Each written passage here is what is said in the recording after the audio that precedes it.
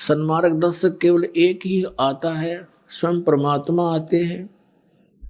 समय समय पर फिर वो अपने कोई हंस को अपने से परिचित करके फिर कल्याण की सेवा देते हैं।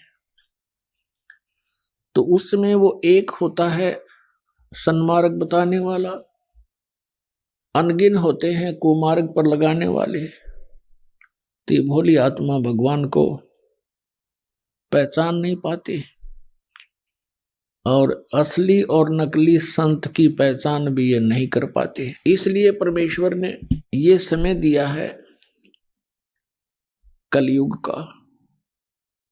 ये वो प्राइम टाइम है, ये वो शुभ समय है कि ये प्राणी अपना कल्याण करा सकता है और सचखंड जा सकता है। इस समय के लिए परमात्मा ने बहुत इंतजार किया। सतयुग से लेकर आज तक अपनी प्यारी आत्माओं को परमात्मा की आस्था बनाए रखने के लिए उस परमात्मा ने प्रत्येक प्रयत्न किया।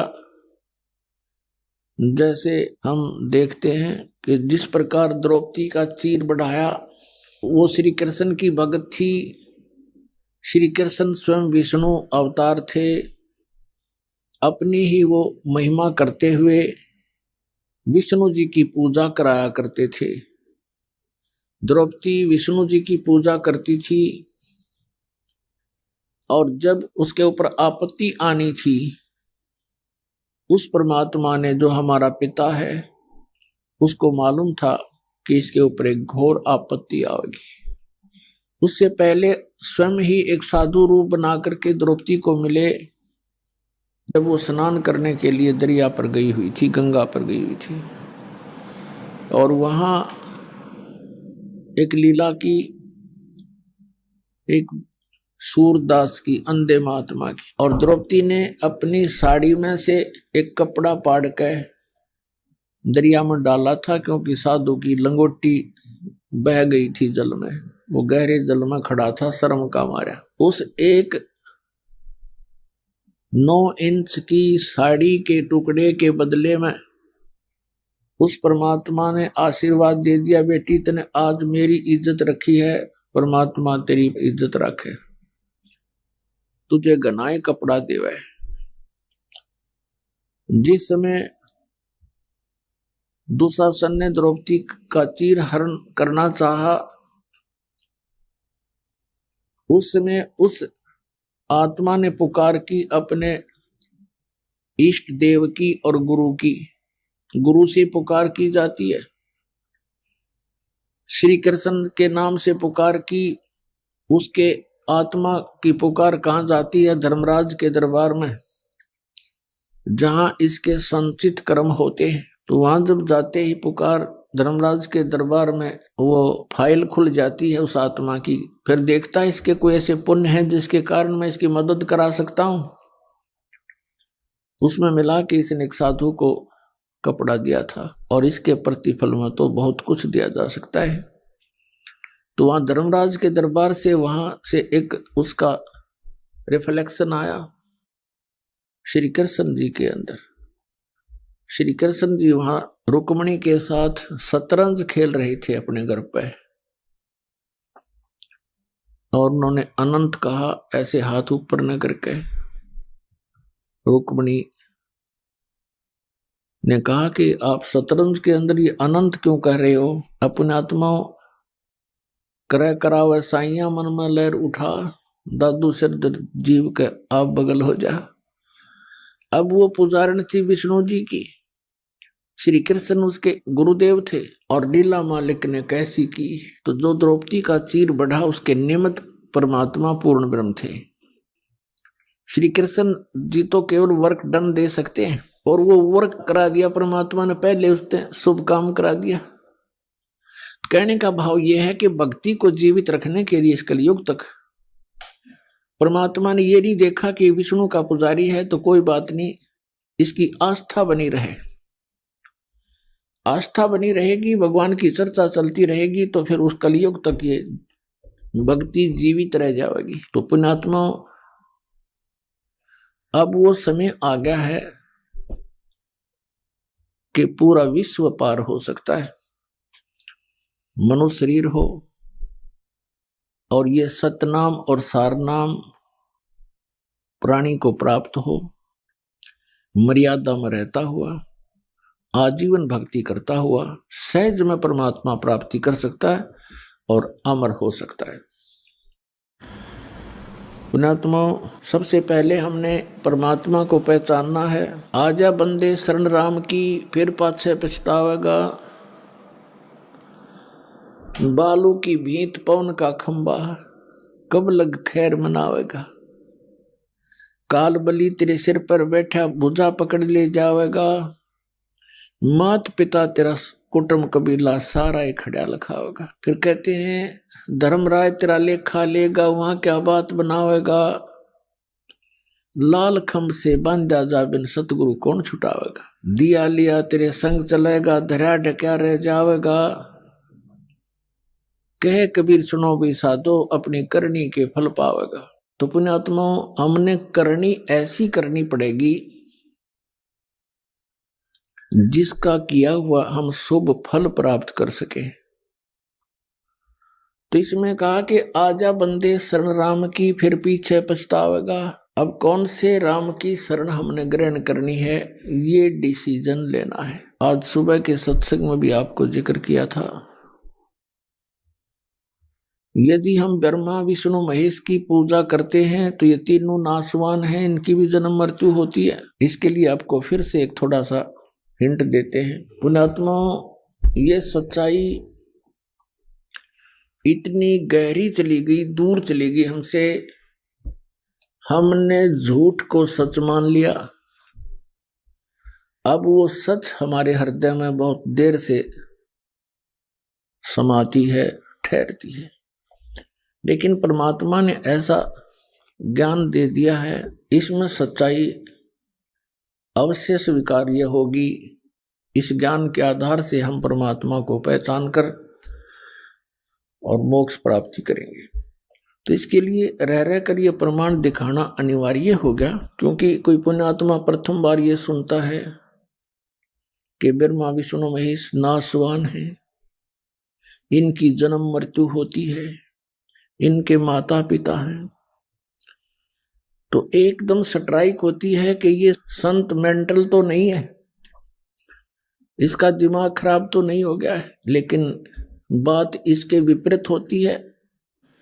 इन अज्ञानियों ने हमें मेंटल बना दिया, अज्ञानी बना दिया, हमारा दिमाग खराब कर दिया,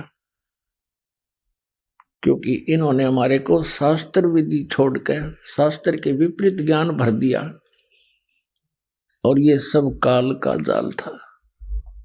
हम उन नासवान भगवानों की पूजा करके यहीं भटकते रहे, जन्मते मरते रहे, भूत प्रेत बनते रहे और कष्ट पे कष्ट उठाते रहे। आज हम आपको परमात्मा की पहचान कराते हैं। देखिएगा, श्रीमद् देवी भागवत गीता प्रेस गोरखपुर से प्रकाशित है। संपादक हैं हनुमान प्रसाद पोदार चिमनलाल गोस्वामी, और ये गीता प्रेस गोरखपुर से प्रकाशित है।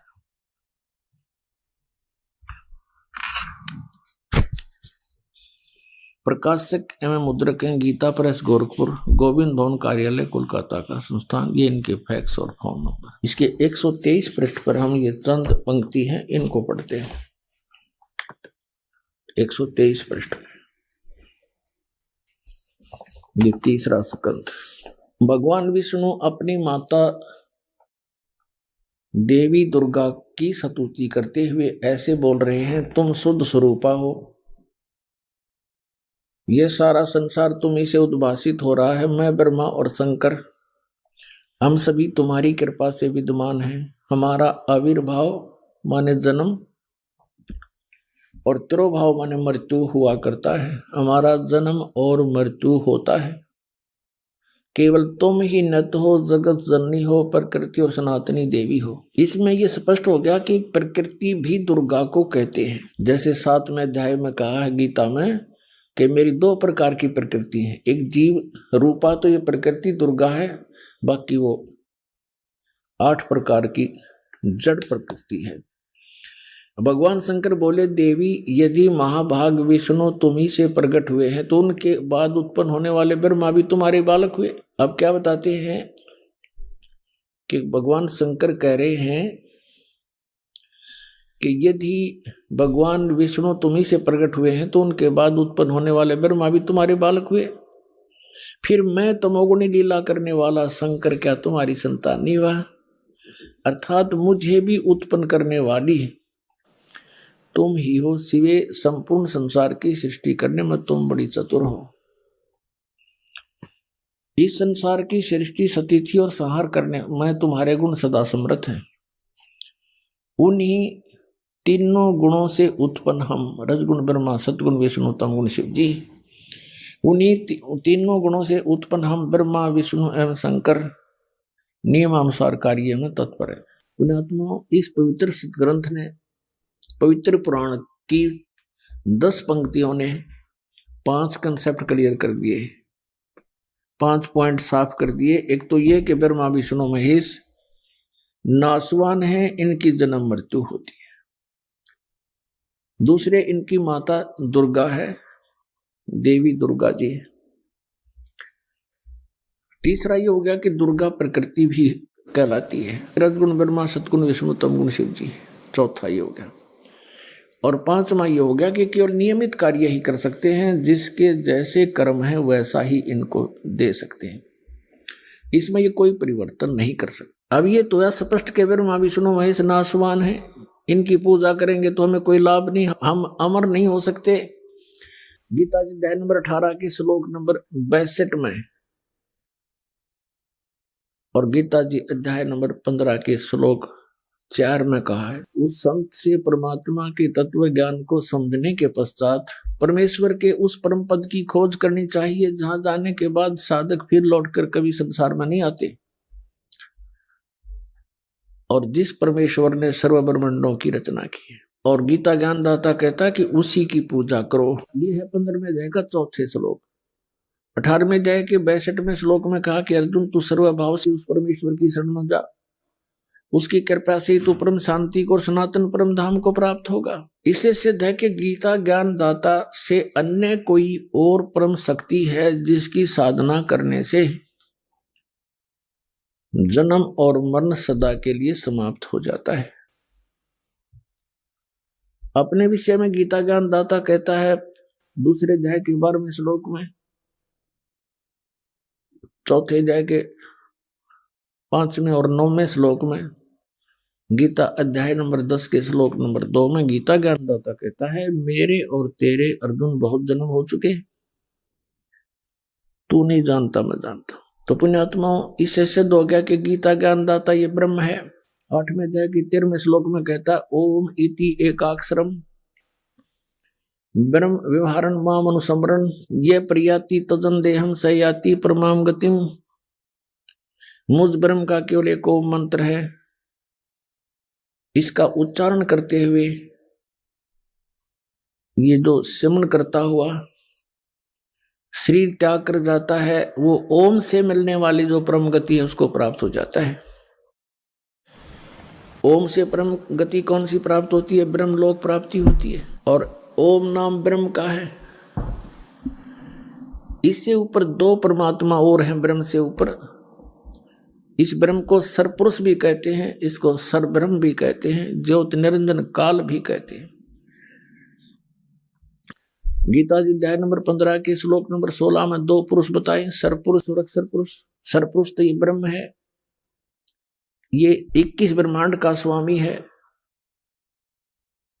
और अक्षर पुरुष ये 7 संख ब्रह्मांड का प्रभु है, स्वामी है।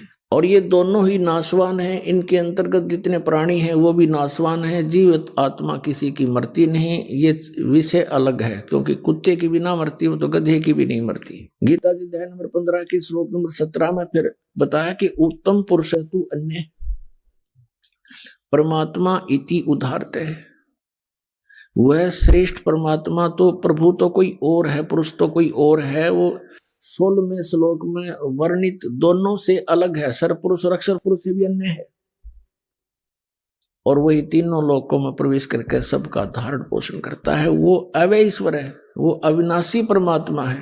तो पुण्यात्मा, गीता अध्याय नंबर 8 के श्लोक नंबर 1 में अर्जुन ने प्रश्न किया गीता ज्ञानदाता से कि आप जी ने अध्याय नंबर 7 के श्लोक 29 में जिस तत्ब्रह्म के विषय में कहा है कि उस तत्ब्रह्म को जानकर जो व्यक्ति जरा और मरण से छूटने का प्रयत्न करते हैं, जरा मीन वृद्धावस्था, मरण माने मृत्यु, जरा और मरण केवल सतलोक में जाने से समाप्त होती है, सचखंड में, वहां वृद्धावस्था नहीं है।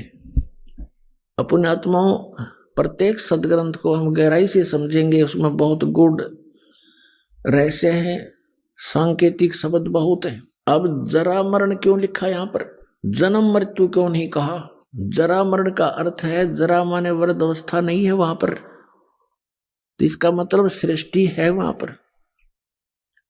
पर जीवन है, जहां के लिए संकेत किया जाता है सनातन परम धाम का। और ये नकली पंथों के संत कहते हैं वहां तो प्रकाश ही प्रकाश है, परमात्मा का नूर ही नूर है, और उस प्रकाश परमात्मा के अंदर आत्मा ऐसे लीन हो जाती है जैसे बूंद समुद्र में। परमात्मा निराकार है, प्रकाश ही प्रकाश है।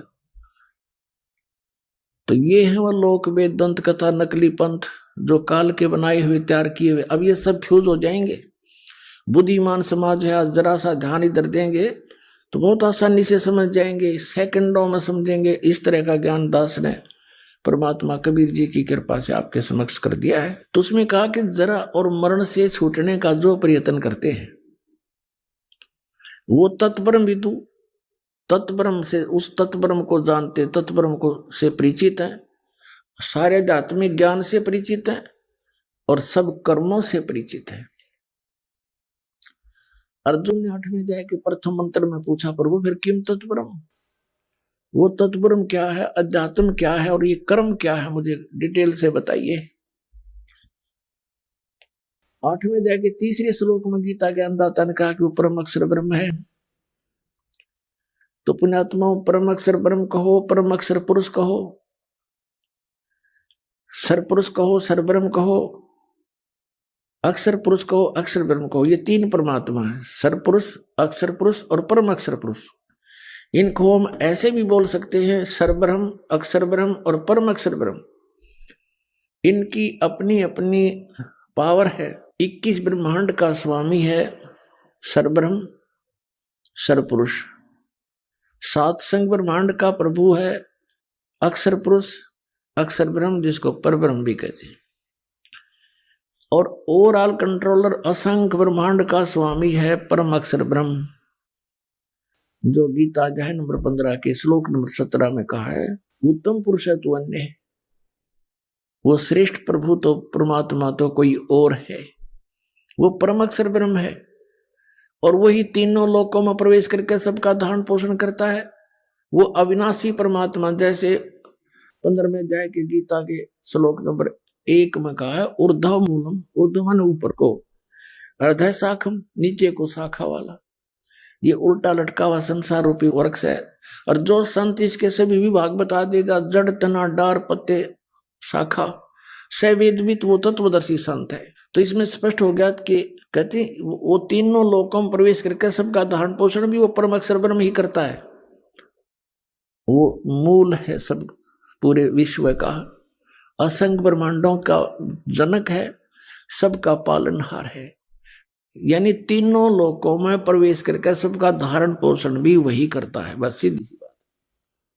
तो इन ब्रह्मा विष्णु महेश ब्रह्म और इनका रोल खत्म हो जाता है, लेकिन ये निमित्त बनाए जाते हैं क्योंकि यहाँ के प्रधान बना रखे। अब इतना समझो कि जैसे एक बार फ्लड आया था हरियाणा में 1995 में, उसमें सरकारी बजट मुश्किल से 600-700 करोड़ था और एस्टिमेटेड जो नुकसान हो गया था वो 900 करोड़ का। तो सरकार नहीं भर सकती थी, हरियाणा सरकार, केंद्र सरकार ने 900 करोड़ की ऐड दी थी। जनता का, कोई किसी का मकान गिर गया, किसी का ट्यूबवेल खराब हुआ था, कोई फसल मुआवजा था, पशु मर गए थे। उसके लिए। तो वो ऐड आई थी सेंटर पे और डिस्ट्रीब्यूट की थी तहसीलदार और पटवारिया ने। अब वहां जिसने वो पैसा प्राप्त हुआ, किसी का ट्यूबवेल खराब हो गया, 10,000 रुपये मिले, तो उसने ये कहा कि मुझे तो पटवारी ने 10,000 रुपये दिए। अब पटवारी कहां से देता जब सेंटर पे ऐड नहीं आती? तो जैसे संसार रूपी वृक्ष के जड़ तो पूर्ण परमात्मा है, सेंटर समझो केंद्र, और टहनियों को फल लगते हैं ये पटवारी समझो। अक्षर पुरुष एक पेड़ है, निरंजन वा की डार, सरपुरुष वा की डार, तीनों देवा शाखा है ये पात रूप संसार। इन तीनों टहनियों के जो फल लगते हैं ये हमें वर्क डन देते हैं, और वर्क डन आता कहां से? केंद्र से, जड़ से आता है, तब इनका फल लगते हैं। तो हमने उस मूल की, पूर्ण परमात्मा की पूजा करनी है, पूर्ण परमात्मा की भक्ति करेंगे, सतपुरुष की, तो हमारे शुभ कर्म बनेंगे। तो ये ब्रह्मा विष्णु महेश बिना मांगे देंगे आपको, ये नियमत है। जैसे आपको बताया पटवारियों ने धन दिया लेकिन आया केंद्र से था। समझदार को संकेत बहुत होता है।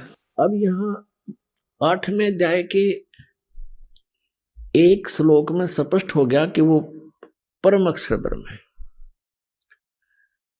अब 8वें अध्याय के 5 और 7 श्लोक में गीता ज्ञानदाता कहता है कि तू मेरी भक्ति कर। अपना मंत्र बता दिया 8वें अध्याय के 13वें श्लोक में, मेरा एक ओम मंत्र है, नथिंग एल्स। हरे राम हरे कृष्ण कृष्ण कृष्ण हरे मिला दे, राधे राधे श्याम मिला दे। ये मंत्र गीता जी में जाप करने का कोई निर्देश नहीं। तो ये शास्त्र विधि को त्याग कर मनमाना आचरण है, व्यर्थ है, यूजलेस है। इस जाप से जीव को कोई लाभ नहीं हो। और ना ही ओम नमः शिवाय, न ओ भागवते वासुदेव नमः, न वो सैन सरनामा। तो फिर वो किस लिए जाप करते हैं हम? वो लोक वेद के आधार से। कबीर साहब कहते हैं, पीछे लग गया जाऊं था मैं लोक वेद के साथ, रस्ते में सतगुरु मिल गए, दीपक दे दिया हाथ। जैसे दास पहले श्री कृष्ण पुजारी था, विष्णु जी का पुजारी था, शंकर भगवान की भी जय जयकार करा करता, और कोई भी देवी होती उसका, श्याम जी का, हनुमान जी का कट्टर पुजारी।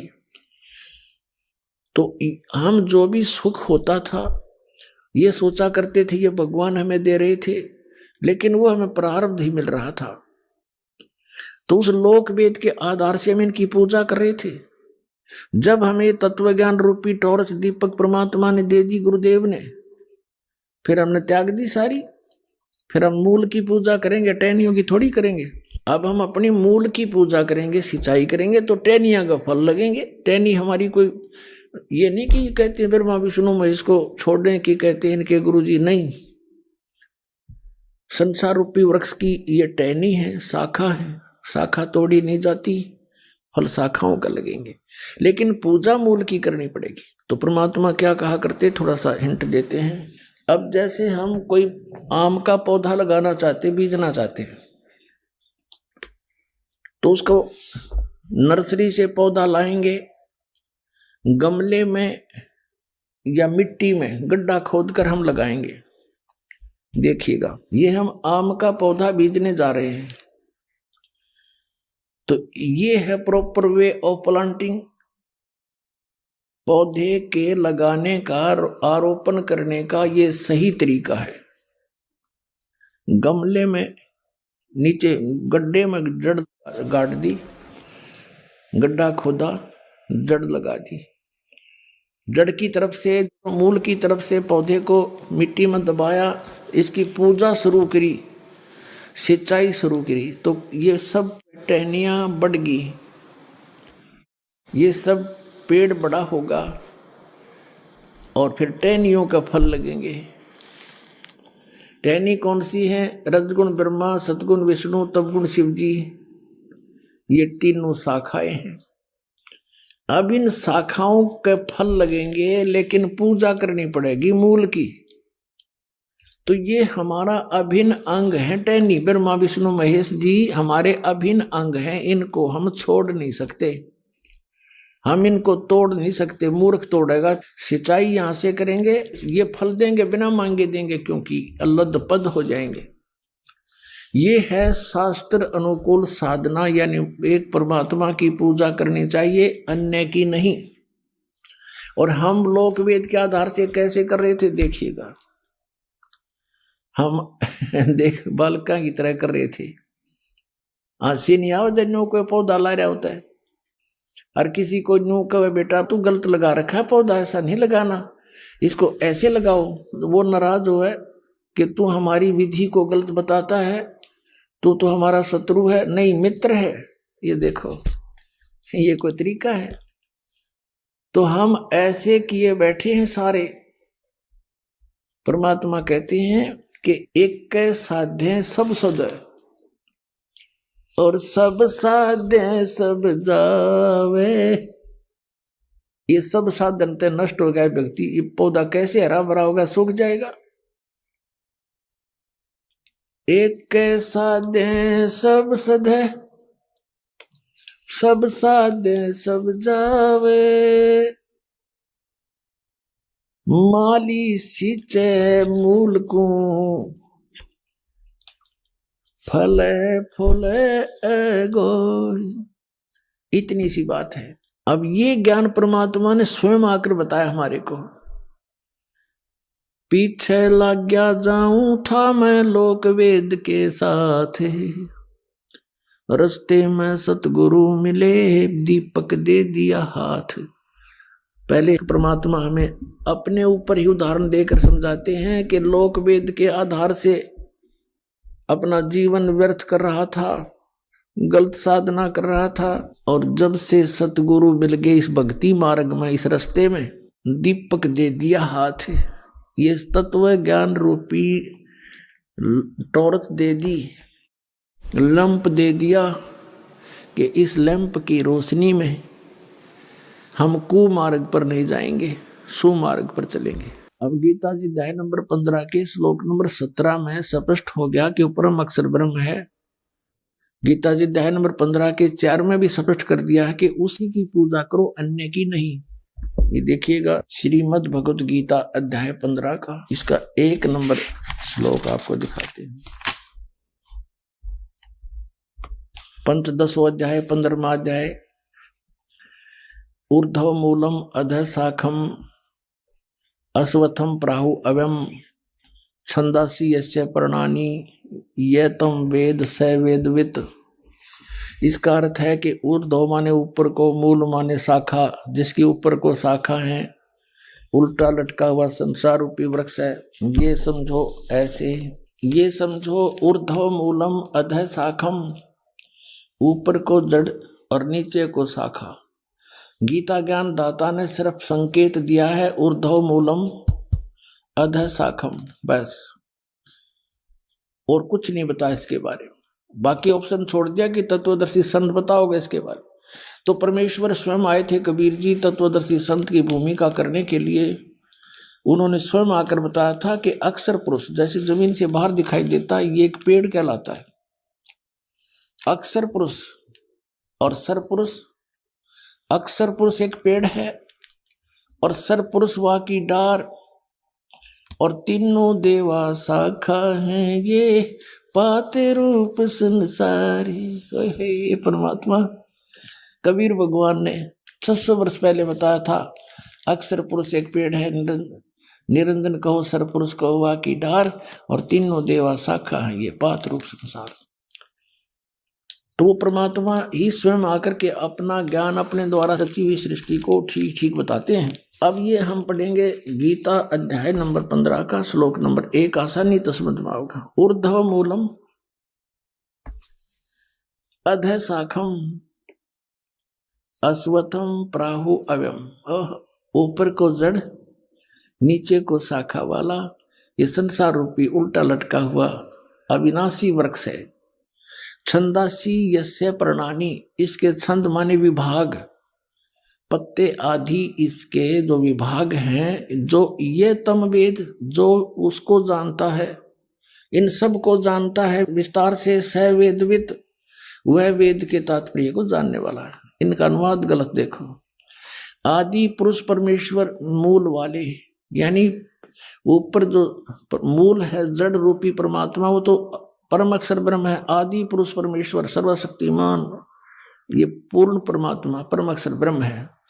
यहाँ ये इन्होंने अनुवाद गलत कर दिया। अधः शाखम, अधः माने नीचे करना था। ये देखो इसी के दूसरे श्लोक में ये अनुवाद में अधः माने नीचे, अधः माने नीचे, ये दूसरे श्लोक में।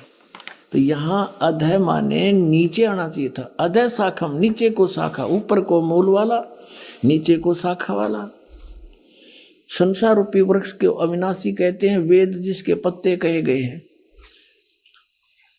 उस संसार वृक्ष को जो पुरुष मूल सहित तत्व से जानता है, यानी जड़ते लेकर पत्तों तक जो बता देता है, स वेदवित, वह वेद के तात्पर्य को जानने वाला, अर्थात वो तत्वदर्शी संत है। अब यहां क्या कहा है, अब हम चौथे में आ जाते हैं कि तत्वदर्शी संत की प्राप्ति के उपरांत गीता अध्याय नंबर 15 का ये श्लोक नंबर 4 है। ये श्लोक नंबर 4 है यहां पर।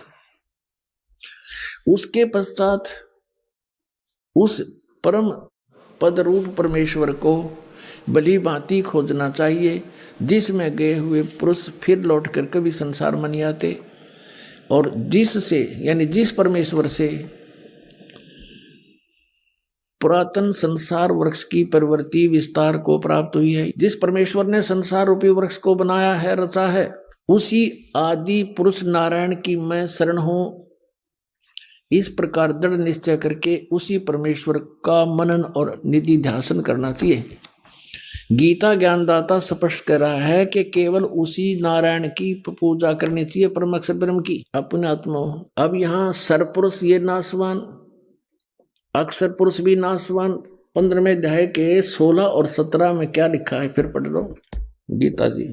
अब हम यहाँ पढ़ रहे थे अध्याय नंबर 15 का, ये 15 है, इसका श्लोक नंबर ये 16 है। यहां से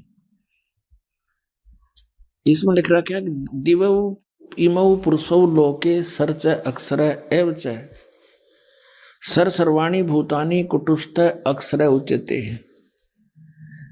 अब यहां दिवौ माने दो, इमौ माने इस, लोके माने लोक में, पुरुषों माने परमात्मा हैं। कौन कौन से हैं, सरपुरुष और अक्षर पुरुष। इस पुरुषों को हम यहां भी लगा सकते हैं, सरपुरुष और अक्षर पुरुष। अब इसका यहां से अनुवाद पढ़ो इनका। इस संसार में नासवान और अविनाशी भी ये 2 प्रकार के पुरुष हैं। इन्होंने यहां पुरुष छोड़ दिया। 2 प्रकार के प्रभु हैं, स्वामी हैं। संपूर्ण प्राणियों के शरीर नासवान और जीवात्मा भी अविनाशी कहा जाता है। अब यहाँ इसका अर्थ तो ये है कि ये सरपुरुष और अक्षर पुरुष ये सभी नासवान हैं। इनके अंतर्गत जितने प्राणी हैं उनके शरीर भी नासवान हैं, लेकिन जीवात्मा किसी की नहीं मरती। अब यहाँ से स्पष्ट 17वें में कहा कि उत्तम पुरुष है तू अन्य। वास्तव में श्रेष्ठ परमात्मा तो इन दोनों से कोई और है, सरपुरुष और अक्षर पुरुष से। उत्तम पुरुष है तू अन्य, परमात्मा इति उदारते, जिसको भगवान कहा जाता है, श्रेष्ठ आत्मा कहा जाता है। यह लोक तरम आवि से भी भरती, वो अवय ईश्वर है, वो वास्तव में अविनाशी परमेश्वर है, अवय अविनाशी।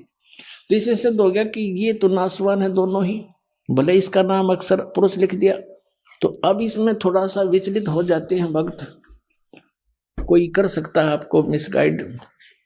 कि 15वें अध्याय के 18वें श्लोक में गीता जी में गीता ज्ञानदाता कहता है, क्योंकि मैं नासवान जड़वर्ग क्षेत्र से तो सर्वथा अतीत हूं और अविनाशी जीव आत्मा से भी मैं उत्तम हूं, इसलिए लोक और वेद में पुरुषोत्तम नाम से प्रसिद्ध हूं। जबकि इसकी मूल संस्कृत देखो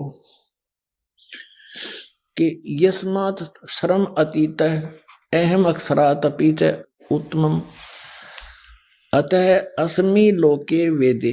लोक वेद दंत कथा के आधार से मैं पुरुष प्रथित मन प्रसिद्ध हूं, पुरुषोत्तम प्रसिद्ध हूं। आई एम नॉट पुरुषोत्तम, मैं किस प्रकार से पुरुषोत्तम प्रसिद्ध हो गया लोकवेद के आधार से। लोकवेद माने दंत कथा के मेरे अंतर्गत जितने भी प्राणी हैं, वो चाहे जीवात्मा है, चाहे नाशवान शरीर है इनका, चाहे अविनाशी इनकी आत्मा है, इनसे मैं तगड़ा हूं, इनसे श्रेष्ठ हूं, उत्तम हूं। और इसलिए लोकवेद के आधार से, दंत कथा के आधार से मैं पुरुषोत्तम प्रसिद्ध हो रहा हूं। आई एम नॉट पुरुषोत्तम, पुरुषोत्तम तय कोई और है। वो 15वें अध्याय के 17वें श्लोक में स्पष्ट कर दिया। अब हमने उस पुरुषोत्तम की शरण में जाना है, और उस पुरुषोत्तम के पाने का कौन सा मंत्र है? गीता जी अध्याय नंबर 17 के श्लोक नंबर 23 में कहा कि ओम तत्सत इति निर्देश ब्रह्मण त्रिविध समर्थ।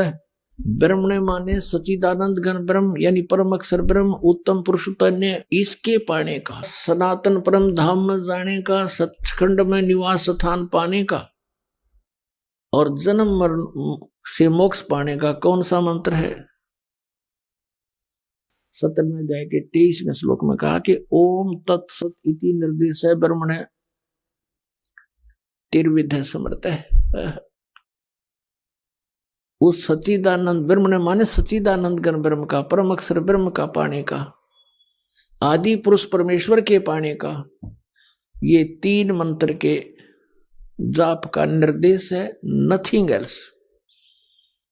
इसके अतिरिक्त कोई भी हरे राम हरे कृष्ण, सीताराम राधे श्याम, अन्य कोई भी जाप हम करते हैं वो मोक्ष प्राप्ति का नहीं है। तो उसके लिए हमने कौन से मंत्र हैं? ये ओम तत्सत। ओम तो सरपुरुष का और तत् ये अक्षर पुरुष का, तत् सांकेतिक है, ओम सीधा है, और सत भी सांकेतिक है। ये सत भी सांकेतिक है, ये परम अक्षर ब्रह्म का। ये तत् और सत ये सांकेतिक है, ये पूर्ण परमात्मा कबीर देव ने, परम अक्षर ब्रह्म ने स्वयं आकर के बताया है। सो हम शब्द हम जग में ल्याए, सार शब्द हम गुप्त छुपाए। ओए होए, कहते हैं सोहम शब्द आपके किसी सदग्रंथ में नहीं है। आपके जो 52 अक्षर के लेख तुम लिखते हो उनमें ये मंत्र नहीं है, सोहम मंत्र नहीं है। और ये सोहम शब्द हम जग में लाए, सार शब्द हम गुप्त छुपाए। नामा छिपा ओम तारी पीछे, सोहम भेद बिचारी, सार शब्द पाया जद लोई, आवागमन बौड़ ना होई। पुण्यात्मा, हमने परमात्मा को पहचानने के लिए अपने सदग्रंथों का सहयोग ही लेना पड़ेगा। किसी की दंत कथा पर विश्वास नहीं करना। परमात्मा के क्या गुण है, वो क्या लीला करता है, ये हमारे पवित्र सदग्रंथ, पवित्र वेद बताते हैं। कबीर परमेश्वर ने कहा है कि वेद मेरा भेद है, मैं ना वेदन के माही, और जौन वेद से मैं मिलूं वो वेद जानते नहीं। वेदों में भेद है परमात्मा का कि वो कबीर परमात्मा है और वो सतलोक में रहता है, ऊपर तीसरे मुक्ति धाम में, सचखंड में। वहां से गति करके आता है, साधु रूप बनाता है, कवियों की तरह आचरण करता है, और यहाँ अच्छी आत्माओं को आकर मिलता है। आपको थोड़ा सा हिंट देते हैं, फिर उन आत्माओं के बारे में जानकारी देंगे जिनको भगवान मिले थे। ऋग्वेद मंडल नंबर 9 देखिएगा, और सूक्त नंबर आपको दिखाते हैं। ये है ऋग्वेद। ये कहां से प्रकाशित है? प्रकाशक सार्वदेशिक आर्य प्रतिनिधि सभा, महर्षि सिद्धांत भवन, रामलीला मैदान, नई दिल्ली। इनके फोन और फैक्स नंबर हैं। मुद्रक है Prince offset printers, 1510 Pataudi house, Daryaganj, नई दिल्ली से। अब देखिएगा, ऋग्वेद मंडल नंबर 9 और सूक्त नंबर 86 और मंत्र नंबर 26 में। इसमें क्या कहा है कि यज्ञ करने वाले यजमानों के लिए परमात्मा, यज्ञ माने धार्मिक अनुष्ठान करने वाले यजमानों माने भक्तों के लिए परमात्मा सब रास्तों को सुगम करता हुआ, उनके विघ्नों को, उनके संकटों को मर्दन करता है, नाश करता है, उनको पवित्र करता हुआ और अपने रूप को, अपने रूप को सरल करता हुआ वह कांति में परमात्मा। इन्होंने यहाँ क्या कर दिया, ये यहाँ शब्द है कबीर, हम इसको कबीर बोले, कबीर वह बोलते हैं, वह को, वेदों को हम वेद बोलते हैं अपनी लोकल लैंग्वेज में पूरे भारत में। अब यहाँ इन्होंने कवि जो ऐसे अक्षर लगा के इसका अर्थ कर दिया सर्वज्ञ, या तो इसका कवि लिखते, कवि काव्यकार, लेकिन काव्यकार का यहाँ प्रसंग नहीं, तो इसका अर्थ सर्वज्ञ नहीं कर सकते। भले इसका अर्थ कवि कर दो, लेकिन वो उस परमात्मा को हम, जैसे ये यजुर्वेद है, आपको दिखाते हैं। अब जैसे ये यजुर्वेद है, अब इसके दो बिंदी यहाँ लगा दे तो, और इसका अलग अलग कर दे तो भी यजुर्वेद ही है। ये देखिए, इसमें प्रकाशक है सार्वदेशिक आर्य प्रतिनिधि सभा 2/5 महर्षि दान भवन रामलीला मैदान नई दिल्ली। इसमें आपको दिखाते हैं 36 में, इनके 36वें अध्याय में, यह है 36वां अध्याय, 6300 अध्याय। 36वें अध्याय के प्रथम मंत्र में क्या लिखा है, रेचम वाचम परपदे मनो यजु परपदे, ये यजु शब्द है। इसका अनुवाद महर्षि दानंद ने किया है। यहां देखो, ये बिल्कुल ठीक रहा, ये यजुर्वेद लिख दिया। बस सीधी सी बात है कि ये यजुर्वेद की महिमा गाई जा रही है, और यहां इस यजु का अर्थ कर दे, जैसे कवि का अर्थ ने सर्वज्ञ कर दिया। कवि कोई भी सर्वज्ञ नहीं होता, जैसे इन्होंने ऋग्वेद में इस कवि का अर्थ सर्वज्ञ कर दिया। अब कवि कोई सर्वज्ञ नहीं होता, यहां लिखना चाहिए था कबीर देव। जैसे यजु, अगर यजु का अर्थ कर देते वहां पर, तो कैसे समझेंगे कि किसके बारे में कहा जा रहा है, यजुर्वेद के बारे में। अब जैसे यहाँ इन्होंने ठीक किया है, ये यजुर्वेद में, अब हम यजुर्वेद आपको दिखा रहे हैं सिर्फ ये कंसेप्ट क्लियर करने के लिए कि जैसे इस महर्षि दयानंद ने यजु का अर्थ यजुर्वेद कर दिया, बहुत अच्छा किया। अगर इसका यहाँ कोई अनुवाद करके अड़ंगा कर दे तो कैसे समझेंगे कि यजुर्वेद के बारे में जानकारी है। ठीक इसी प्रकार अब हम फिर आते हैं अपने ऋग्वेद पर, हम आते हैं अपने ऋग्वेद पर, जो आपको पहले दिखाया था। ये भी आर्य प्रतिनिधि सभा से ही प्रकाशित है, ये ऋग्वेद यहां से प्रकाशित है, ये भी आपको दिखाया था। ये इसके मुद्रक हैं, ये ऋग्वेद है। अब हम इसके वो पढ़ रहे हैं ऋग्वेद मंडल नंबर 9 सूक्त 86 मंत्र 26 पढ़ रहे हैं। 26 इसमें आप पढ़ लिया कि यज्ञ करने वाले यजमानों के लिए, यानी साधना करने वाले, धार्मिक अनुष्ठान करने वाले भक्तों के लिए परमात्मा सब रास्तों को सुगम करता हुआ और उनके विघ्नों को मर्दन करता है, नाश करता है, और अपने रूप को सरल करता हुआ, क्योंकि सतलोक में परमात्मा साकार है, सह शरीर है, सतलोक में रहता है, वहां उसके एक रोमकूप में करोड़ सूर्य करोड़ चंद्रमा मिला दी, इतनी शोभा है। तो एज इट इज भगवान यहाँ आ जाता हम देख नहीं सकते, इसलिए अपने रूप को सरल करता हुआ हल्का तेज पुंज का बनाकर वह कांति में परमात्मा सर्वज्ञ नहीं लिखना था, वो कबीर देव लिख दो यहाँ पर, कबीर देव। हम कबीर देव कहने लगे, कबीर देव, देव न साहब कह लो, भगवान कहो, हम उसको कबीर साहब कहते हैं, कबीर साहब। यहाँ कबीर देव लिख दे। विद्युत के समान क्रीड़ा करता हुआ वर्णीय पुरुष अच्छी आत्मा को प्राप्त होता है। अब देखना 27वें मंत्र में ऋग्वेद मंडल नंबर 9 सूक्त नंबर 86 मंत्र नंबर 27 में हम आगे, इसमें लिखा कि जो परमात्मा ध्रुवलोक के तीसरे पृष्ठ पर विराजमान है, वहां ऊपर रहता है तीसरे लोक में। अब ये कंसेप्ट क्लियर हो जाएगा कि वो परमात्मा कौन है, कबीर देव है, वो क्या करता है, अच्छी आत्माओं को मिलता है आकर के। देखो फिर आगे देखते हैं ऋग्वेद मंडल नंबर 9 सूक्त 82 का, और मंत्र नंबर हम नीचे लेते हैं 1।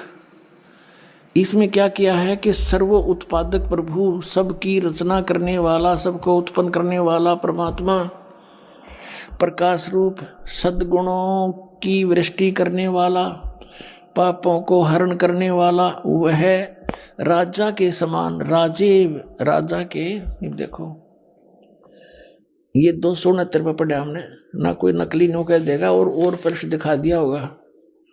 ये 270 पे आ गए। पीछे लिखा था राजा के समान दर्शनीय है, देखने जोगा है, साकार है भगवान, वहां विराजमान है ऊपर के लोक में। वह पृथ्वी आदि लोक लोकांतरों के चारों ओर शब्दमान हो रहा है। इसका अर्थ ये है कि वो पृथ्वी पर आकर ऊंचे स्वर में आवाज लगाकर ज्ञान देता है। फिर भी वह वर्णीय पुरुष को, वह श्रेष्ठ व्यक्ति को, श्रेष्ठ आत्मा को, जो दृढ़ भक्त है उसको पवित्र करता हुआ प्राप्त होता है।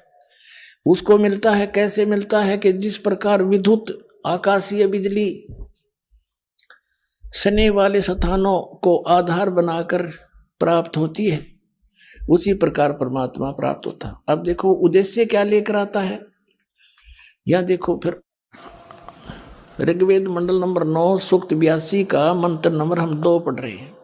पहला पढ़ लिया, हे परमात्मन, उपदेश करने की इच्छा से आप, ज्ञान देने की इच्छा से आप महापुरुषों को प्राप्त होते हो। ओहो, महापुरुषों को प्राप्त होते हो, अच्छी आत्मा को प्राप्त होते हो, और आप अत्यंत गतिशील पदार्थ के समान हमारे आध्यात्मिक यज्ञ को प्राप्त होते हैं। आप, या फिर लिख दिया सर्वज्ञ, यह लिखना था आप कबीर देव हैं, आप कबीर साहब हैं और शुद्ध स्वरूप हैं। हमारे पापों को दूर करके हे अमर परमात्मा, हे सोम, हमको सुख दे। अब ये सिद्ध हो गया कि वो परमात्मा सतलोक से चलकर आता है और यहाँ ज्ञान देने के उद्देश्य से वो अच्छी आत्माओं को मिलता, जो दृढ़ भक्त हैं, अत्यंत गतिशील पदार्थ के समान एकदम नीचे आते हैं। अब वो श्रेष्ठ आत्माओं को कैसे मिलते हैं, जैसे विद्युत बिजली किसी धातु विशेष पर आकर गिरती है। जैसे पहले कांसी धातु होती थी, कांसी, और उसकी थाली बेले होते थे। वर्षा के दिनों में जब बिजली कड़कती थी, हमारी दादी जी कहा करती थी कि इन थाली और बेलों को अंदर रख लो, बिजली कांसी की धातु पर अमूमन गिरती है। तो पुण्यात्माओं, वो परमात्मा उन्हीं महापुरुषों को मिलते हैं जो उनके कार्य को आगे सफल बनाने में सहयोग दें। पूरे विश्व के सामने डट जा खड़े होकर के मुझे नहीं मुचकाए, वो दृढ़ भक्त होते हैं। उनमें से कौन कौन है जिनको मिले? आदरणीय धर्मदास साहिब जी, आदरणीय मुल्कदास साहिब जी, आदरणीय नानक साहिब जी, आदरणीय दादू साहिब जी, आदरणीय गरीबदास साहिब जी, गांव छुड़ानी, जिला दद्दर हरियाणा वाले, आदरणीय गीसा दास जी, गांव खेखड़ा, जिला मेरठ, उत्तर प्रदेश वाले। इन महापुरुषों को परमात्मा आकर मिले। वेद बताता है वो ऐसे आते हैं, अच्छी आत्माओं को मिलते हैं, उनको ज्ञान देते हैं, ज्ञान उपदेश करते हैं, तत्व ज्ञान बताते हैं। और वो कैसी लीला करते हैं देखना, वो कवियों की तरह आचरण करते हैं। 9वें अध्याय का ऋग्वेद मंडल नंबर 9 और सूक्त 94 का मंत्र 1 दिखाते हैं आपको, ये देखिएगा। ये है ऋग्वेद मंडल नंबर 9 और सूक्त 94 और इसका मंत्र नंबर 1, ये यहां से शुरू होता है। ये शब्द है कवियन वर्जम। कवियन वर्जम माने जाते हैं, विचरते हैं कवियों की तरह। यहां इन्होंने अनुवाद किया है, यहां अनुवाद किया है कि सूर्य के विषय में जैसे रश्मियां प्रकाशित करती हैं, उसी प्रकार मनुष्यों की बुद्धियां अपनी अपनी उत्कृष्ट शक्ति के विषय करती हैं। जिस परमात्मा में सर्वोपरि बलों के समान शुभ बल है, वह परमात्मा कर्मों का अध्यक्ष होता हुआ, सबको पवित्र करता हुआ, कवियों की तरह आचरण करता हुआ, कवियों की तरह आचरण करता हुआ, वर्जम माने विचरता है, ये अड़ंगा डाल दिया। वर्जम माने जाता है, घूमता फिरता है। वो परमात्मा किन किन महापुरुषों को मिले, अब ये आपको बताया था। आदरणीय धर्मदास साहिब जी हिंदू धर्म के जो लोक वेद के आधार पर ज्ञान प्राप्त, उस पर इतना आरूढ़ था कि बहुत समय तक परमात्मा के ज्ञान को स्वीकार नहीं किया। बहुत से प्रश्नोत्तरी की, तब जाके वो बात समझ में आई। आदरणीय धर्मदास साहिब जी को परमात्मा मथुरा में मिले। मथुरा में वहां स्नान करने के लिए तीर्थों पर भ्रमण कर रहे थे। जैसा भी लोक वेद सुना हुआ था रूपदास नाम के उनके गुरुजी से,